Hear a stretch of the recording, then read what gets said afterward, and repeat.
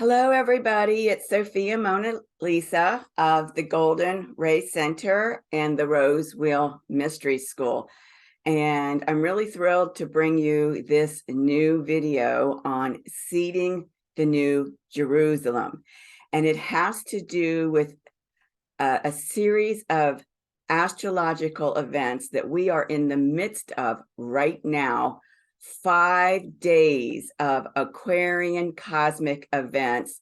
And of course, Aquarius is ruled by Uranus. So the frequencies of Uranus and Aquarius and what's happening right now and how all of them collectively are about seeding the New Jerusalem. So I'm really very thrilled to bring you this video.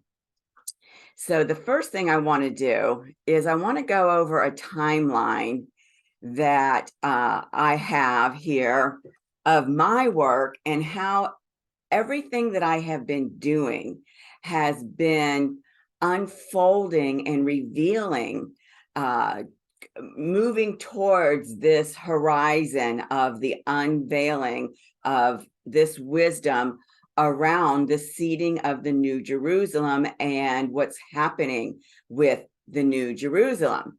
So I'm just going to take you back here to March 2021. That's where we're going to start. Obviously, I've been doing my work for quite some time, so there are some precipitating events prior to March 2021, but I'm just going to start here with what occurred in March 2021. So at that time, Venus in the sky was in the midst of her Gemini goddess journey. And, you know, that synodic cycle for Venus is 4 phases.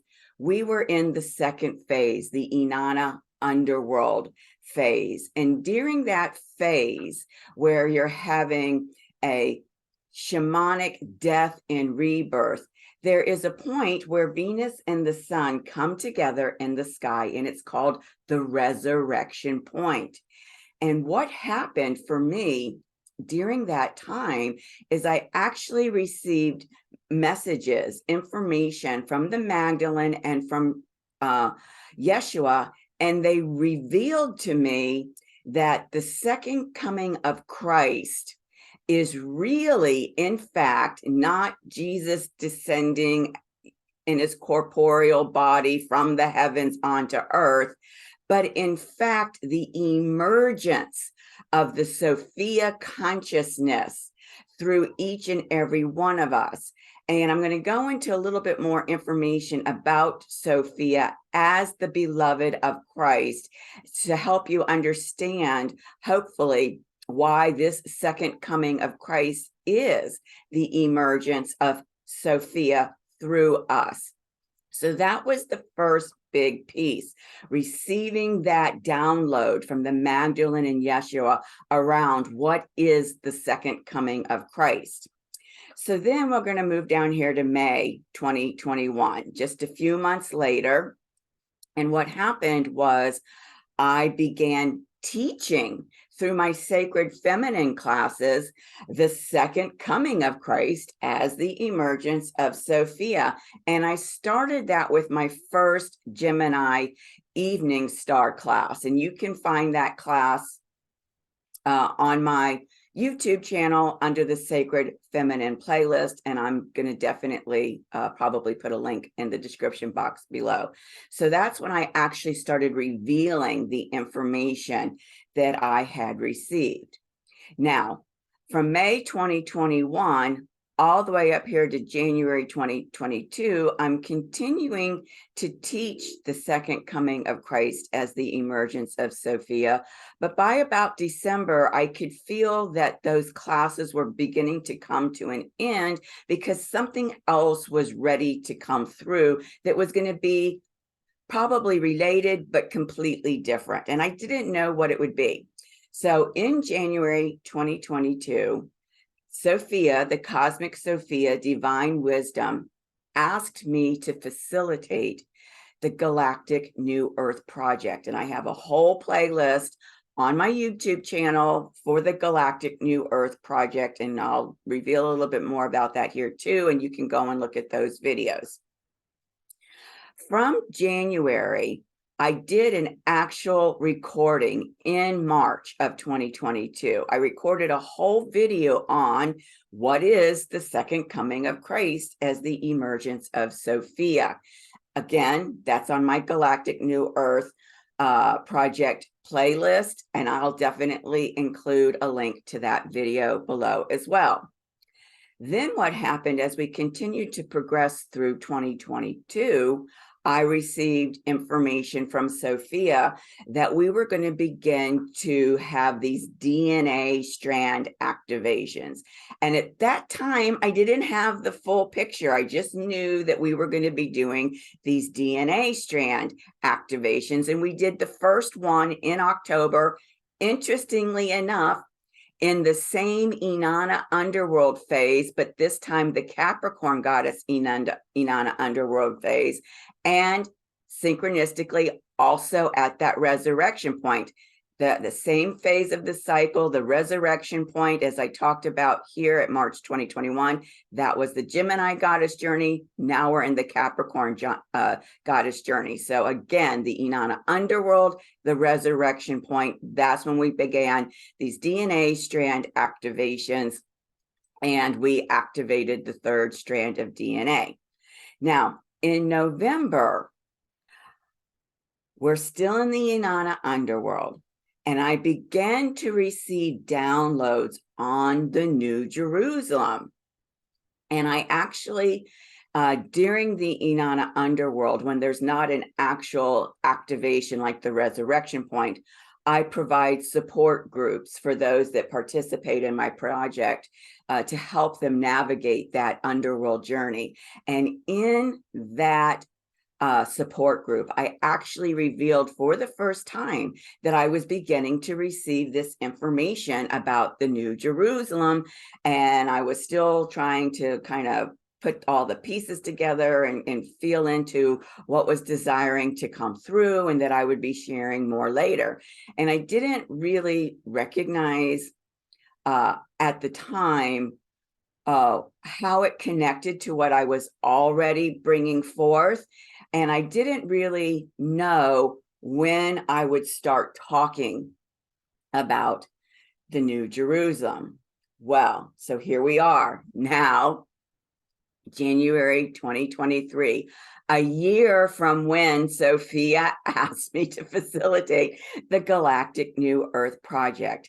And every new year, because there's tens of thousands of luminary bodies that you can work with, I pick a few, a handful, to start working with in their energies, to tap into them and kind of flush out and evolve the work that I'm doing. And I had been feeling already that there were several luminary bodies that I wanted to start working with.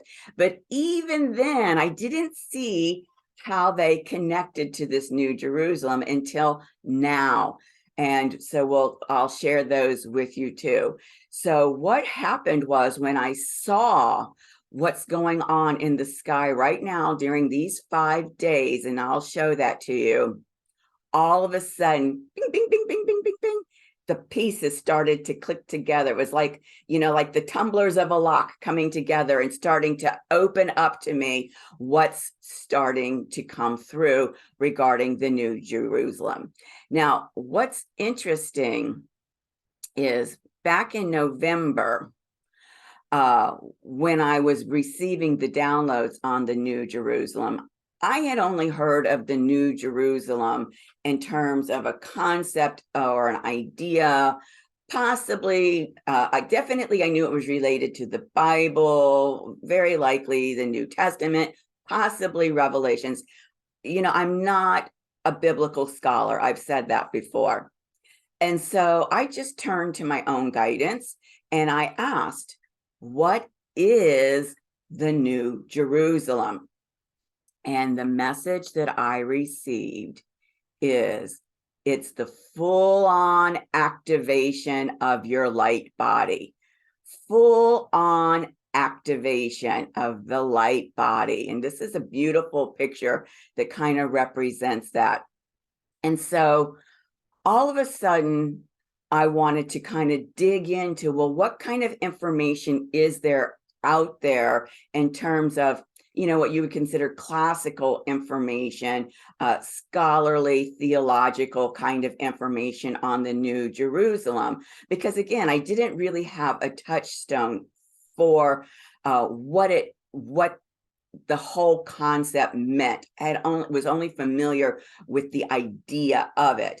And I found this incredible article by Tom Smith, and it's called Heaven or the New Jerusalem? Is there a difference? And I'll put a link to his article below as well. And so let me just say right out the gate, in case Tom Smith or anybody who knows him is watching this video, Tom, I hope that what I am sharing in terms of what you've offered and how I'm being able to translate your information through my lens is not offensive to you. So I just want to say that out the gate. Well, so let me just back up a couple of bits. Sure enough, I discovered that the New Jerusalem is discussed in Revelations. And there is this passage there. The street of the city was pure gold, like transparent glass. Well, from my understanding, the scriptures of the Bible are coded. They're allegories and they're coded and have deeper wisdoms in them. It's not something that I read literally and translate literally and take at face value. For me, it's a very esoteric unveiling to me in terms of what the meaning of the scriptures are. And when I read this passage, like transparent glass, to me immediately, bing, that's what the words that they used then to describe what I had been told now, the full on activation of the light body. And I knew, boom, I'm on track. Because remember, I don't know how many, hundreds or thousands of years ago, some of these scriptures were written, but they didn't have the same language in terms of explaining ideas that we have in our culture today. So this was how they were able, from my perspective, to describe what they were identifying as the light body, but didn't have the words to call it the light body, so to speak. So now we go into Tom Smith's article. And of course, because of the title of his article, is there a difference between heaven and the New Jerusalem? And he says, many genuine believers mistakenly consider the New Jerusalem and heaven to be the same. And so in his article, he lays out different scriptural passages to support that assertion. And I have to say, having read the article, I think he does a phenomenal job on identifying how the New Jerusalem and the heaven are not the same. The most compelling, of course, is that there's a scripture saying that the New Jerusalem descends from heaven, so that they're actually two different ideas or concepts, if you want to call it that. So he provides some very compelling information in here that, again, I was able to read his words and translate what he was sharing through the lens of my work. And one of the passages that he refers to here in Revelation 21:22 is he says that the New Jerusalem is prepared as a bride adorned for her husband. The bride, the wife of the Lamb, is the holy city, Jerusalem, coming down out of heaven for God.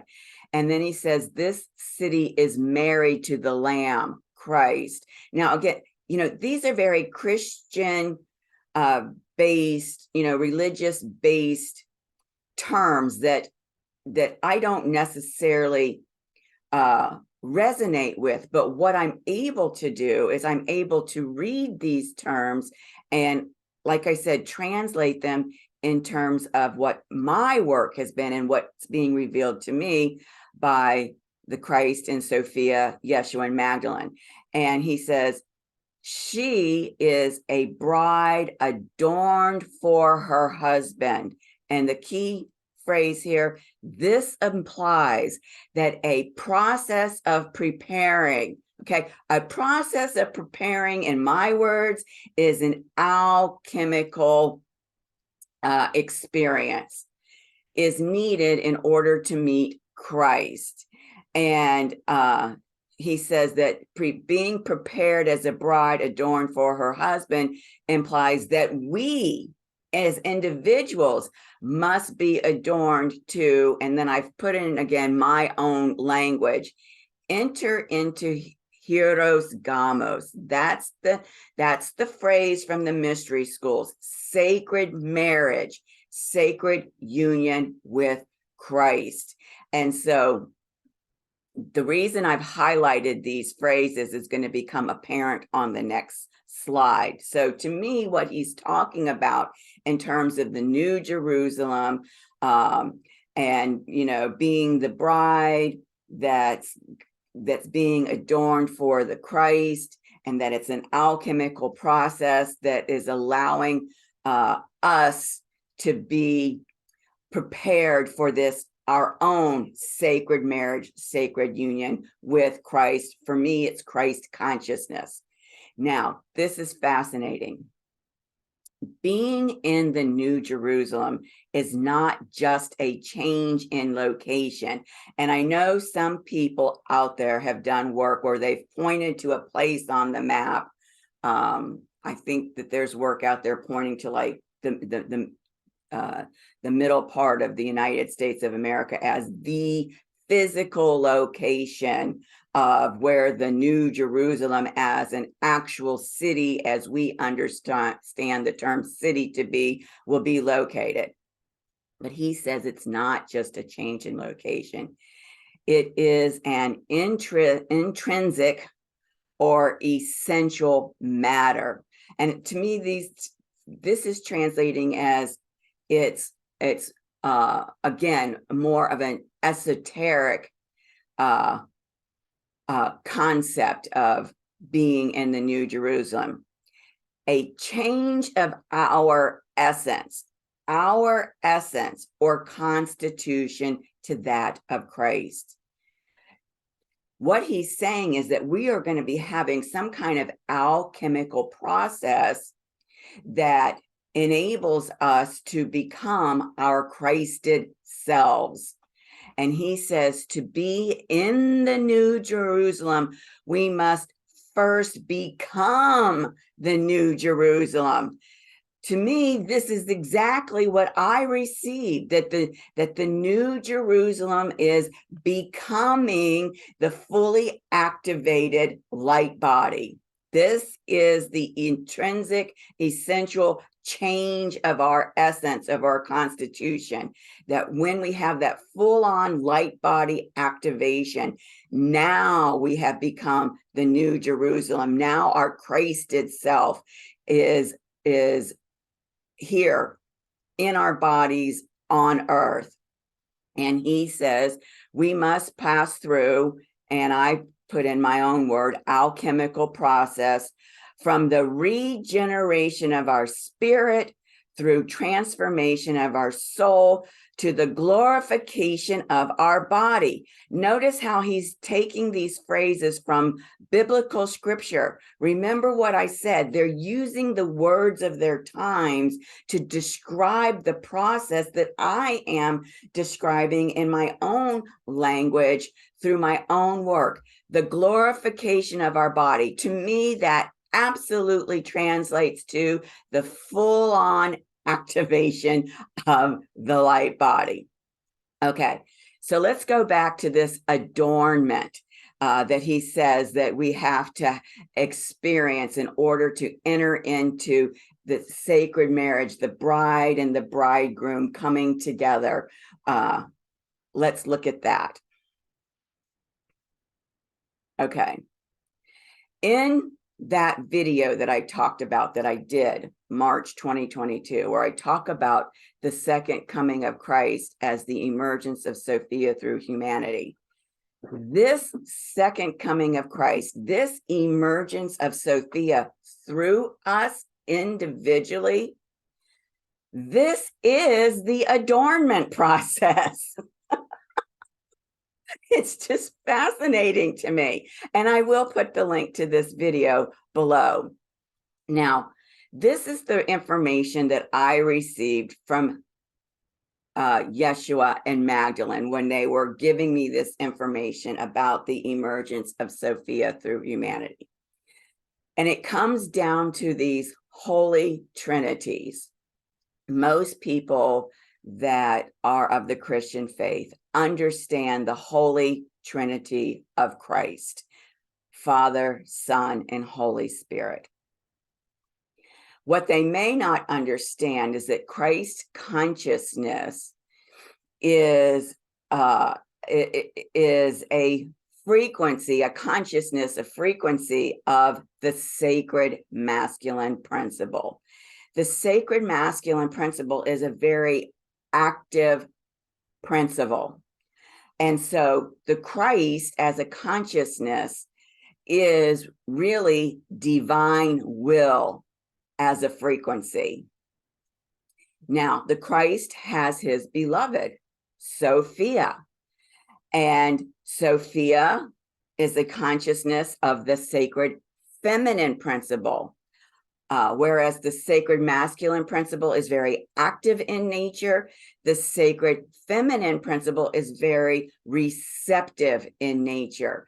And so that frequency is divine wisdom. Sophia is divine wisdom. They talk about Sophia as divine wisdom in the Bible, I think especially in the Song of Solomon.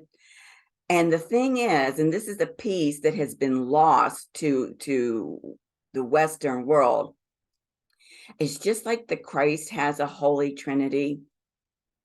Sophia has a Holy Trinity, and her Holy Trinity is Mother, Daughter, Holy Soul. And these aspects of this Trinity are going to become very significant as we move forward. Now, what happens is, Christ is a very electrical frequency.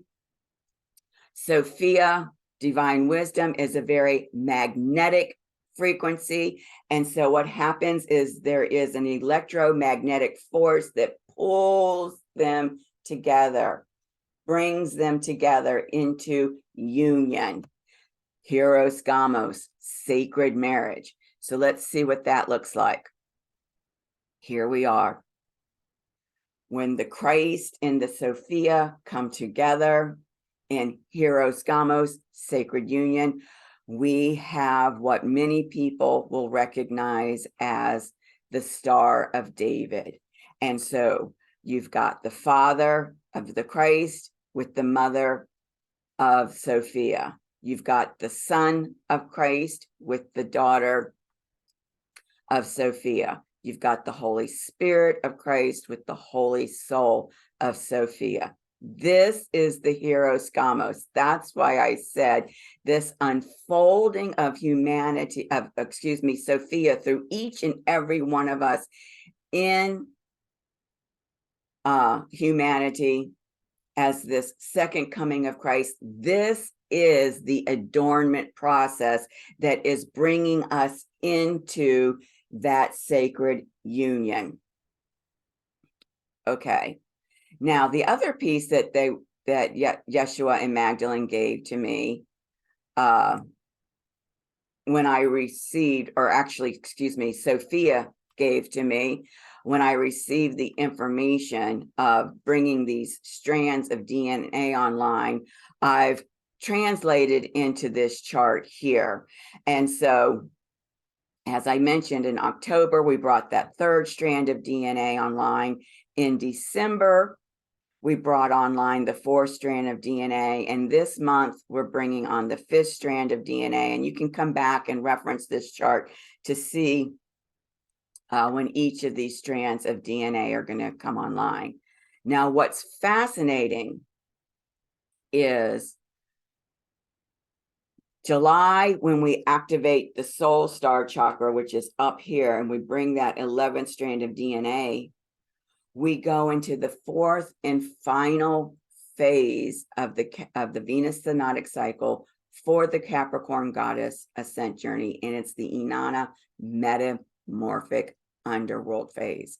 And what will happen is in that metamorphic phase, the Capricorn goddess gets alchemized, transformed, transmuted into the next Venus synodic cycle.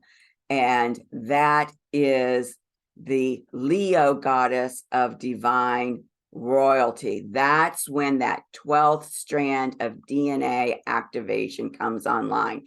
When that 12th strand of DNA activation is online, our light body will be full on activated. That's when we become the new Jerusalem. That was the information that I received. And so with the Leo goddess, the divine royalty goddess, what happens is we will have received our divine inheritance. Our divine inheritance as the new Jerusalem means that we are Christed beings.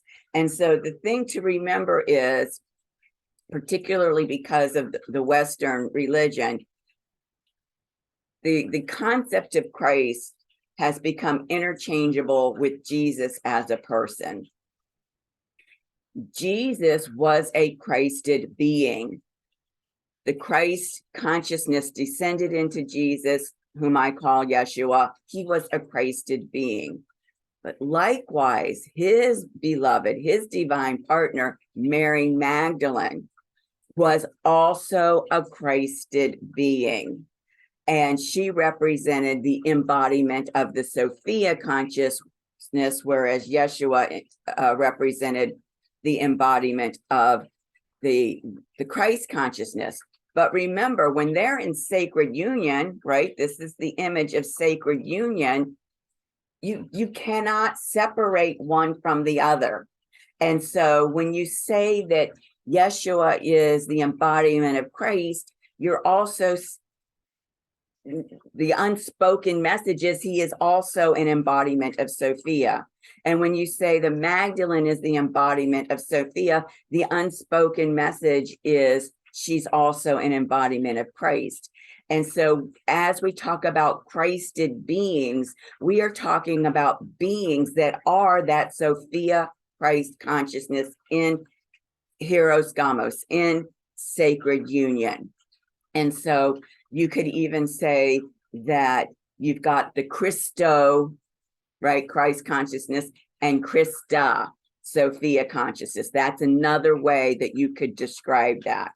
And so this is highly significant in terms of where we're going with the information that's been given to me in pieces. You know, every 5 or 6 months, sometimes it's a little sooner, I get the whole next piece revealed to me. But this is why this activation of the DNA strands is so significant.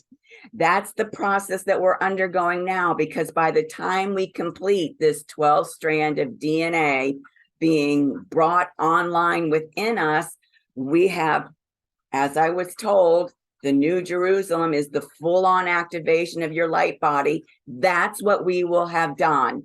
We will have become the new Jerusalem, and becoming the new Jerusalem, becoming the Christed being, the Christed self, the Christo Christa, is our divine inheritance, which in the sky, Venus is telling us as she becomes the Leo divine royalty goddess, is when we are being prepared for this next part of our evolutionary expansion, or as some call it, the ascension journey. So I hope all of that made sense to you. I will share those links below, but let's see how all of that now brings us to where we are right here in January. Okay, these are the cosmic events that are happening right now over a 5-day period. As I'm talking to you today, it is January 22nd. So we're basically in the middle of these 5 days. On January 20th, the sun entered Aquarius. On January 21st, yesterday, the new moon in Aquarius took place.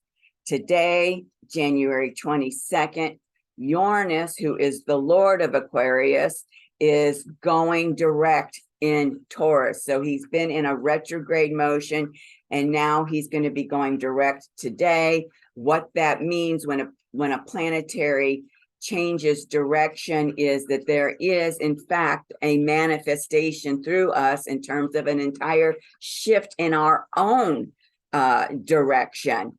And of course, Taurus here, wherein he is located, is all about embodiment in our physical bodies.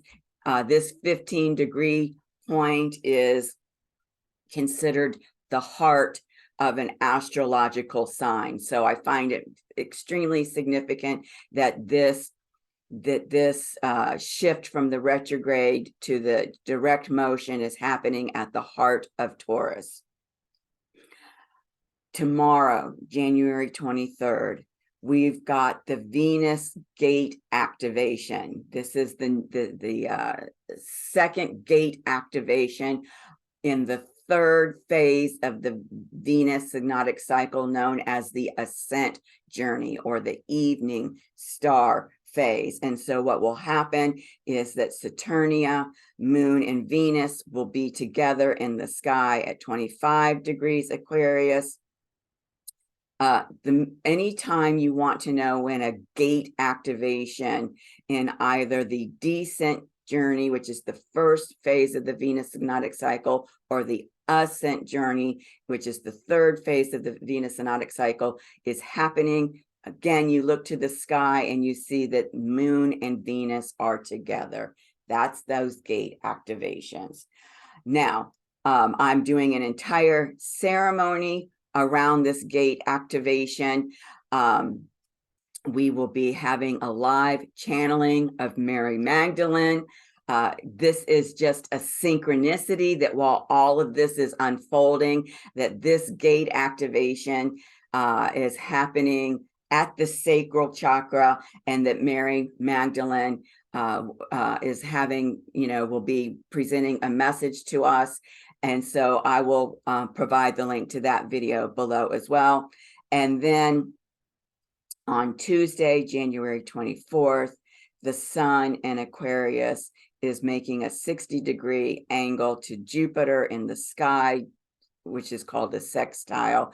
And of course, we know that Jupiter amplifies everything. The sun fuels everything. The Jupiter amplifies everything. So this is the equivalent of striking a match and making it a bonfire. Okay. So these are the 5 events, cosmic events that are happening basically one day after another over these 5 days that are related to these Aquarius frequencies, Uranus frequencies. Now, a couple things that you need to understand about what we're experiencing during these 5 days that are, and remember, all of what's happening during these 5 days is related to this seeding of the New Jerusalem. That's the underlying theme that I'll keep coming back to.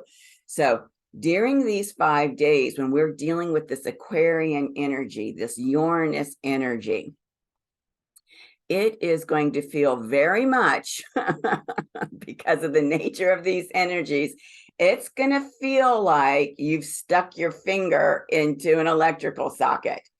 And so it's really super important when you start to feel that way, or if you have already been feeling that way. And you know, these are linear dates, but all of this is happening in the non-linear. So you may have started to feel this before that January 20th date, right? January 20th, when the sun entered Aquarius. You may have already been feeling that, you know, finger in the light socket effect. And you may even continue to experience that feeling after January 24th. Okay. Everybody's different in terms of how they receive these frequencies and how those energies manifest through them.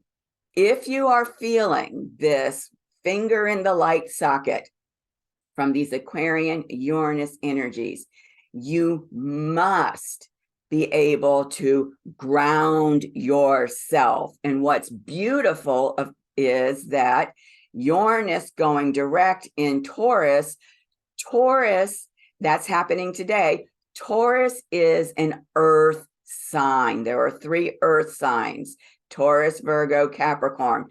Taurus is the first frequency of those earth signs. This is where you actually ground yourself into the earth. This is why I said Taurus is all about embodiment in our physical bodies.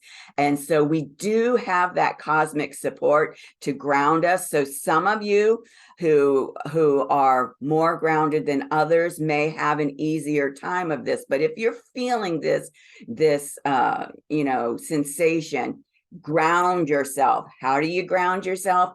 Go outside, walk in the grass barefoot. You've got to be able to touch the earth. Lay in the grass and watch the clouds go by. Sit in the grass and lean your back up against a tree and receive all of that grounding energy from our own mother, Gaia, this planet, this earth. So that's the first thing that you need to be aware of.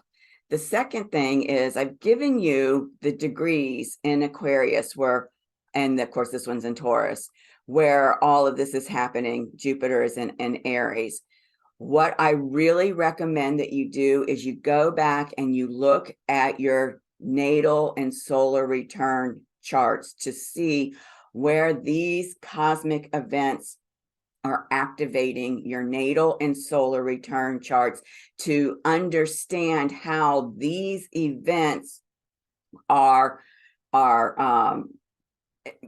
creating these initiations for you. And I can tell you, for my own self, I've looked at all of these locations in my charts, and every single one of them is a very potent, as creating a very potent aspect with the luminary bodies in my natal and solar return charts. So this is a very dynamically expansive time for me personally, in terms of what's happening with my own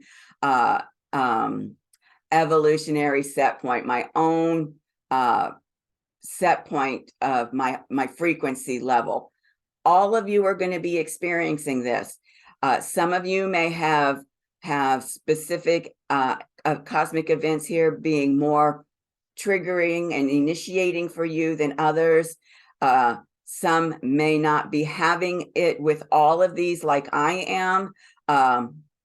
Some may not be having any of them, depending on what's going on in your chart. But if these points are not being activated in your chart, it doesn't mean that you are not being expanded. You are. But it's, in terms of consciously engaging with this process, it's really important to know where this is happening for you. And if this is something that you don't have the ability to do for yourself, you can reach out to me and we can schedule a reading for you where I can look at this for you. So these are the 2 things that you really need to understand. Now, let's focus on that second event here, the new moon in Aquarius, which just happened yesterday. So what happened with that new moon in Aquarius, the sun and the moon were together, conjunct at 1 degree Aquarius. That's what a new moon is. The sun and the moon are together. Remember that a full moon is that the sun and the moon are across from each other in the sky. So we've got the sun and the moon over here at 1 degree of Aquarius, and across the sky from Aquarius is Leo, and standing at 1 degree of Leo is the goddess Lilith. And I'm going to talk a little bit more about Lilith in a minute, but just in terms of what the frequencies of this opposition between the new moon in Aquarius and Lilith and Leo are, this is how I am translating it. Now, remember, these frequencies can be translated in infinite ways. It's like the kaleidoscope. Every time you turn the kaleidoscope, the pieces of glass fall and make a brand new, beautiful geometric design. And so, you know, I'm one turn of the kaleidoscope, you're another turn of the kaleidoscope, somebody else is a different turn of the kaleidoscope. There are an infinite number of ways to translate these energies the way that I'm translating it. And of course, it's because my consciousness, my focus, my alignment is with the work that I'm doing. And so I can see very clearly how this is related to the work that I'm doing. The new moon in Aquarius is seeding. New moons are always seeding. Full moons are always the fruition of the seeding, okay? So the new moon in Aquarius is seeding the New Jerusalem in the compassionate heart space. That's that Leo area. In that compassionate heart space where you've got your inner Christ and your inner Sophia. And it's being, this seeding of the New Jerusalem is being received by Lilith. Lilith is a sovereignty goddess. I will talk about that more in just a minute. She's receiving that seeding into our compassionate heart space for us. And the receiving of that seeding of the New Jerusalem is initiating a radical new beginning in the evolutionary expansion of human consciousness, and it's restoring the wisdom of sacred sexuality. This piece about the wisdom of sacred sexuality is going to become more revealed as I go through the next slides. But in terms of my work and how I'm translating that cosmic event that just happened yesterday, this was the big piece that inspired me to do this video on the seeding of the New Jerusalem. And then it just so happens that Venus gate activation that's happening tomorrow is a continuation of this process, which you will see in that video, whose link is below. Okay, so let's talk a little bit about Lilith. Oh, sorry. First, what I want to talk about is, you know, I mentioned that the sun and the moon, that's the new moon event, is in Aquarius, standing across the sky from Lilith in Leo. So this Aquarius Leo pathway is the mastery path of relationship equality. You cannot freaking make this stuff up. This is not just a coincidence. This is the revelation of the cosmic dance, of the divine plan showing up in the sky and through us. Who do we know of that walked this earth that modeled the mastery of relationship equality? Yeshua and Magdalene, the embodiment of Christ, the embodiment of Sophia. They walked together as equal partners. And if you know your Bible, you're probably aware that some of the disciples, Peter in particular, kind of had a bit of a burr about that. But the fact that this seeding of the New Jerusalem is happening on this mastery path, because this mastery path of relationship equality is what is an initiating factor that allows us to come into that sacred marriage, that hieros gamos, that is a part of this whole New Jerusalem manifestation. So that's really super significant. And I love this image because not only is it showing this equality here, because it's completely balanced, right? It's not out of balance, but the stone on this side that is a dark stone represents that sacred feminine receptive principle. And this stone, which is, I don't know what kind of orange, it represents the sacred masculine aspect, which is active. So I just love this image in terms of this mastery path of relationship equality and what we've been talking about in terms of the sacred union of the sacred feminine and the sacred masculine, Christ and Sophia, the Christo Christa. Okay, so now we'll talk about Lilith. All right. I love this image of Lilith. It's absolutely beautiful. It's called the winged goddess Lilith, and it was created by this woman, Lillian Broca. It's just, this is not the full image. This is just the part of the image that I could fit onto the slide, but it's a fabulous piece of work that Lillian did. Now, there's a woman whose work I refer to frequently. Her name is Nadia Gilchrist.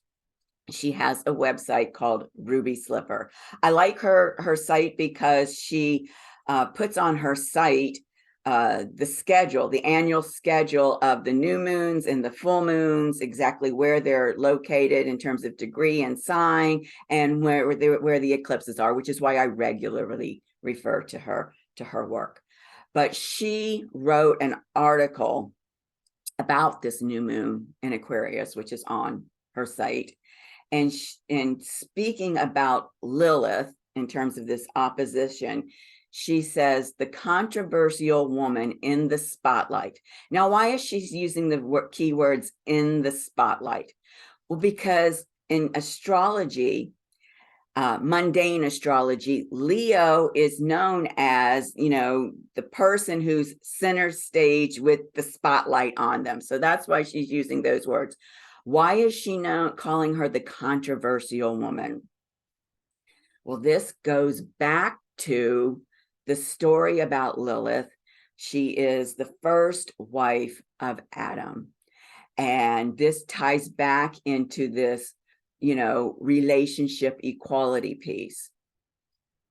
Adam very much wanted, and not wanted, well, he wanted, but also in terms of his actions, continued to try to subjugate Lilith to him. And okay, so the moment you subjugate somebody, all of a sudden the balance of power is now out of balance, because one person has more power, the other person has less power.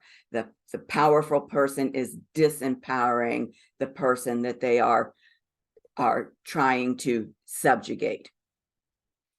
Lilith was not having any part of that. And when Adam would not get the message that she wanted to be equals in their relationship, she left him. Well, when she left Adam, he became grief-stricken. He was in despair. And so he pleaded to God to please bring Lilith back to him. And so God sent an angel to Lilith and asked with the message, Adam is in grief and despair at your departure. Will you please go back to him? And she refused. She would not go back because she had already experienced that he was unwilling to allow them to be, equal relationship partners. She was not going to be subjugated. So what happened was 3 different times, Adam continued to plead to God, bring her back. I gotta have her, right? And 3 different times, God sends an angel to Lilith with the message, he wants you back. Will you go back?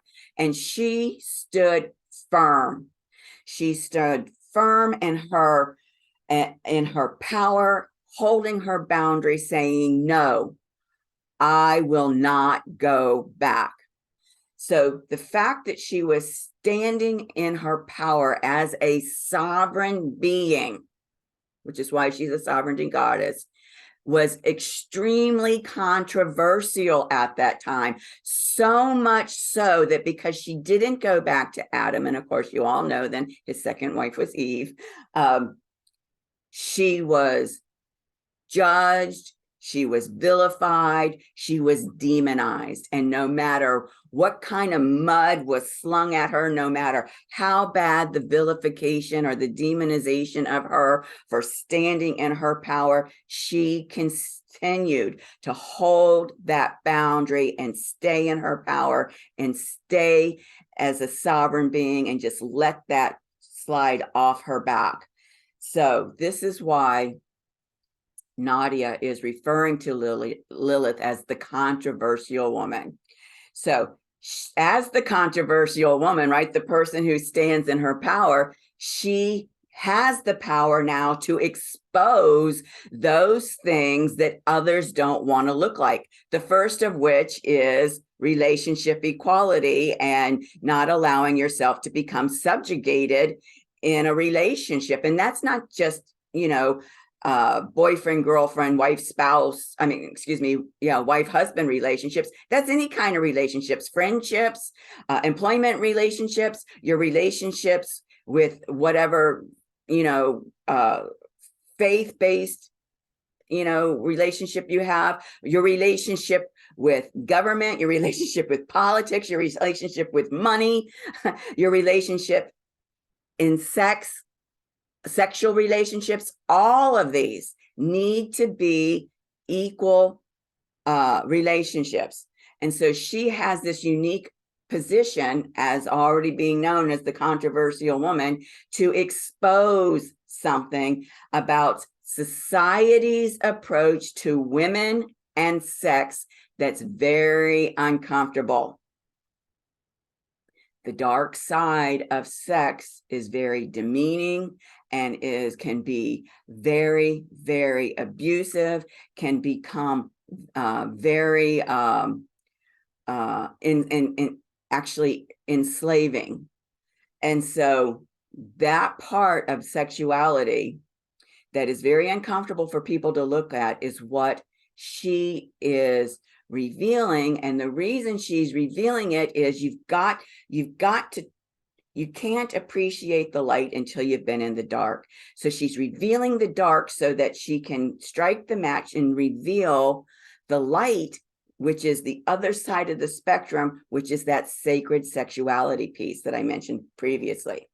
So she's apart from the group, right? She's not in the clique. She's standing outside of the clique.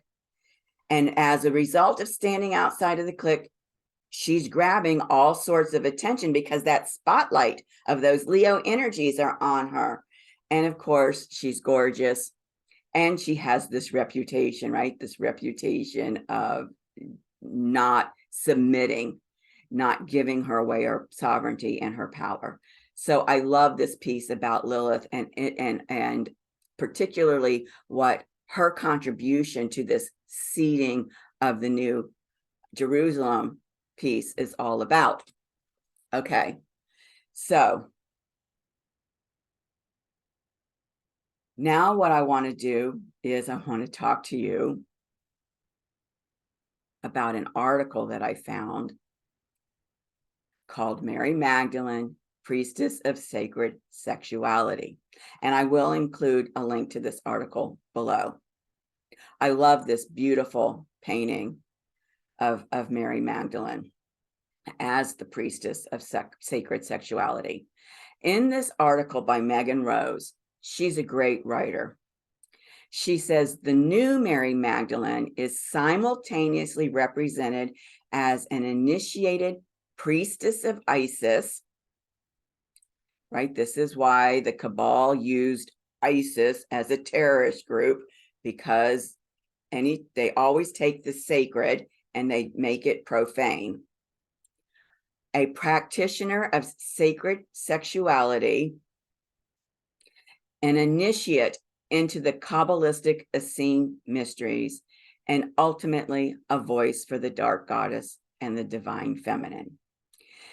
Now, she also talks about, in this article, Mother Mary as the Isis unveiled, the mother in the as above, and she talks about Magdalene as the veiled Isis, the lover, right? Because we're talking about sacred sexuality, it's the lover. But we also know she represents the bride. Yeshua represents the bridegroom, the coming together of the Christ and Sophia into sacred marriage. And sacred sexuality as a practice, and some of you may know of it as Tantra. Tantra is what's known also as deity yoga. This is about bringing together the divine within you and the divine within the other. You can, of course, we know we can have sex with ourselves too. So bringing up and having that connection with the divine within ourselves, or with the divine with the other, bringing ourselves as our human selves into union with the divine. That's what sacred sexuality is all about.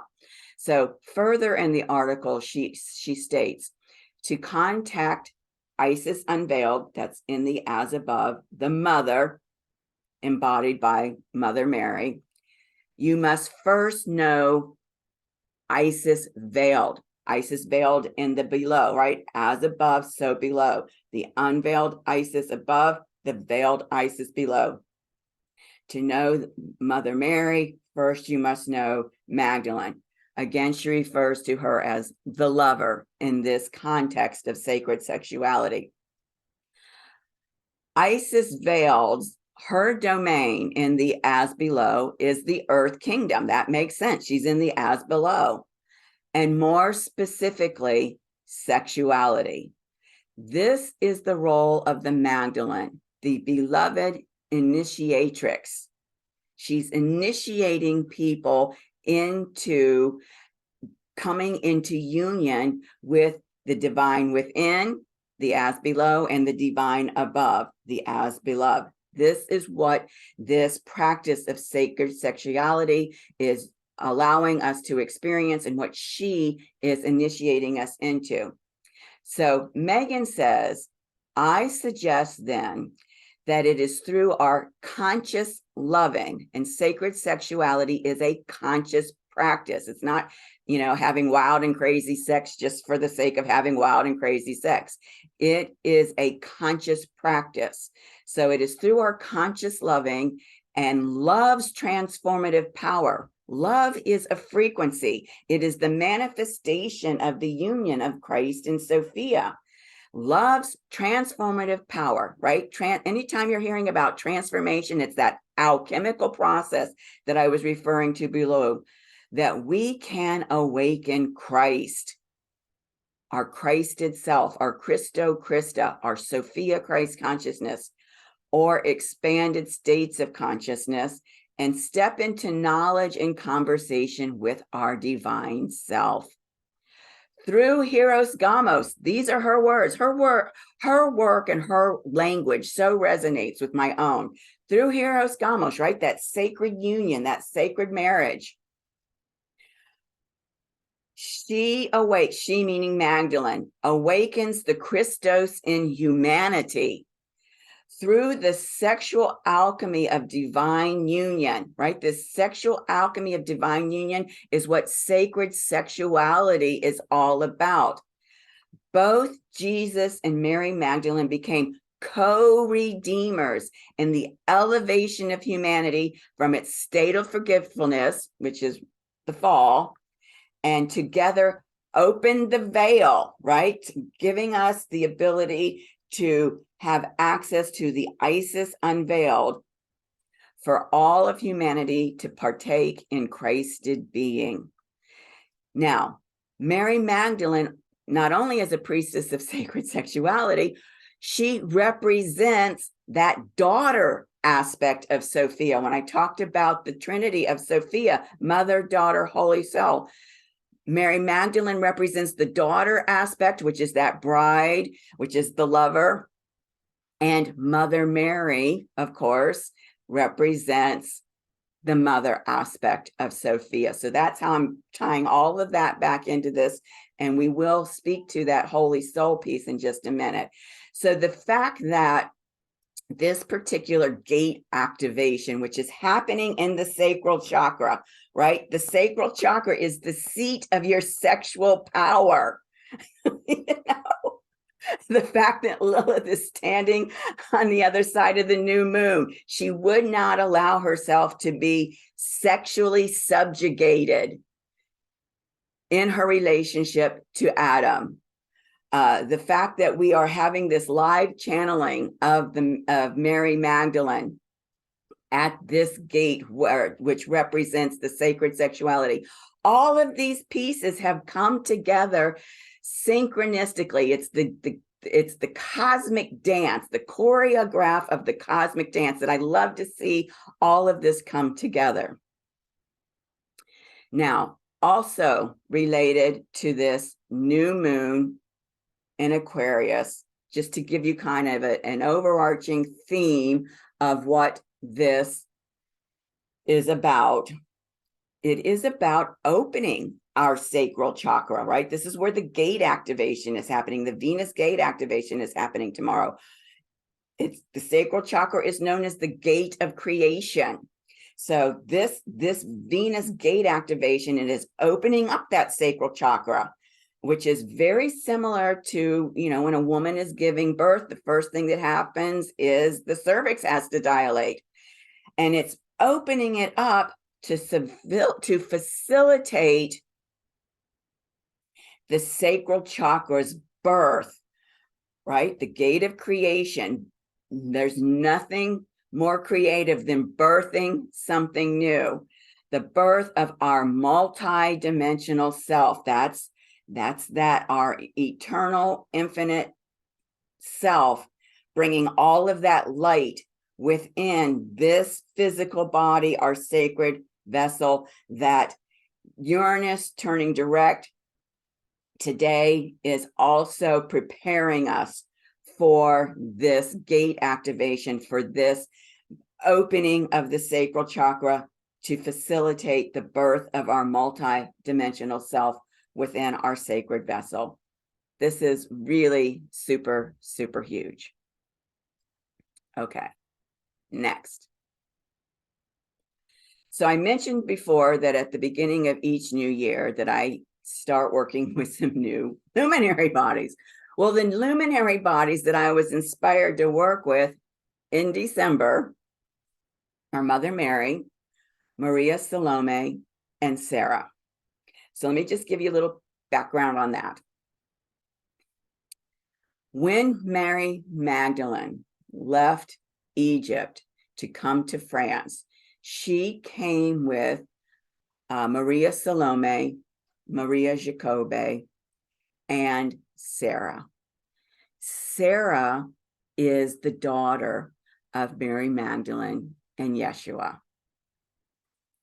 Well, it just so happens, of course, that Mother Mary, as I mentioned before, represents the Divine Mother aspect of Sophia in that Trinity. And of course, now we know she also represents the unveiled Sophia. Maria Salome and Maria Jacobe represent the Holy Soul aspect of Sophia. And I already knew that the Holy Soul aspect of Sophia represented spiritual community. And of course, when Mary Magdalene, Maria Salome, and Maria Jacobe came to Sainte Marie de la Mer on the coast of France in the Mediterranean, they created a whole new spiritual community there. I only just now received the piece that the Holy Soul aspect together with the Holy Spirit aspect, Holy Soul aspect of Sophia, Holy Spirit aspect of Christ. This is the New Jerusalem. And then Sarah, as the daughter of Yeshua and Magdalene, she carries the DNA seed of them. She is the manifestation of their hieros gamos, of their sacred union. This is huge and also ties back to these activations of the divine, the activation of the 12 DNA strand work that we're doing now.